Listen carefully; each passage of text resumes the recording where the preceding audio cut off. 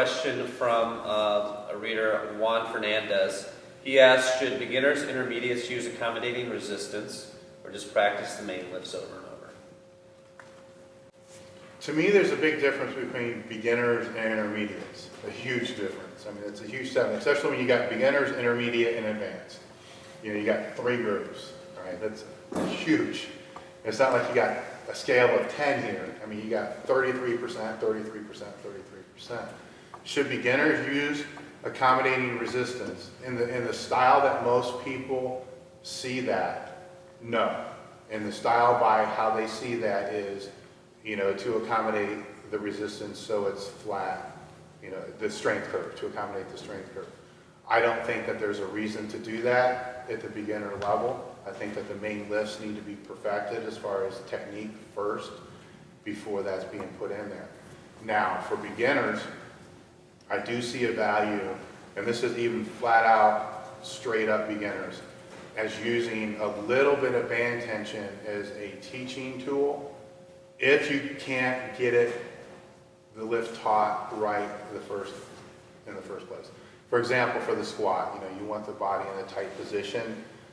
When they set up, you want the body tight and stable. All right. A lot of times you can teach that, you know, just by telling them tight and pushing on certain areas of the body, trying to move them, and they know, okay, now I'm tight. You also want them to be able to stand up with compensatory acceleration. You want them to stand up fast. A lot of times you'll see if you tell them pause, come up fast, they know how to shoot up fast. A lot of times for a beginner, they don't know either.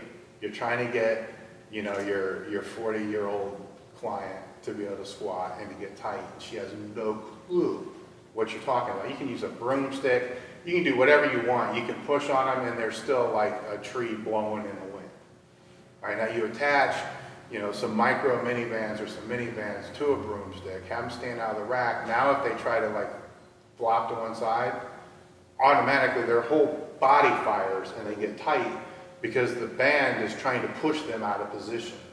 And unlike you trying to push the person, which goes away as soon as you quit pushing, all right, the band's constant tension, so they have to stay tight constantly. You can't push constantly throughout that whole lift without the person falling over.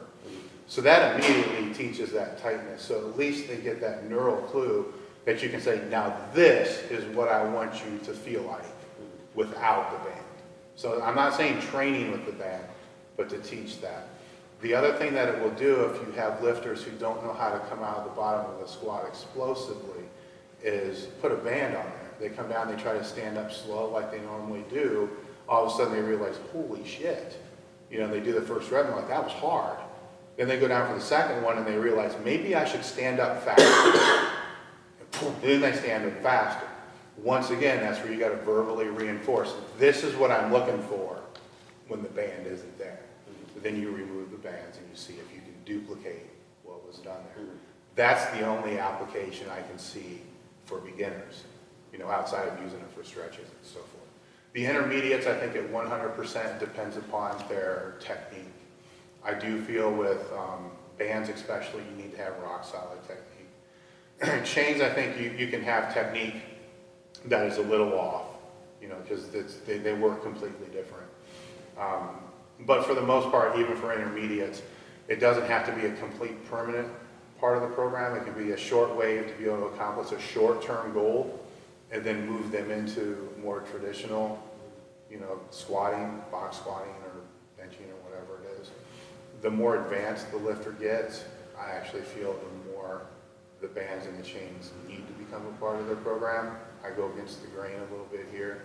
I, being from Westside, you know, Westside uses chains and bands every single week. I mean, there might be 2 weeks out of the whole year where there's not some kind of accommodating resistance with the squat, at least when I was there, you know, and it worked. You know, I think with some, you know, gear, you might have to be out of it a little bit more now, but I think a large percentage of the training for an advanced lifter has to utilize the best training methods that are available, and science has proven that there is a greater response by using chains and bands. So you may as well use them and figure out how to cycle them effectively if you're at that upper end. But if you're at that upper end, you already know what I'm talking about and you already understand it, so I'm just wasting my words. So.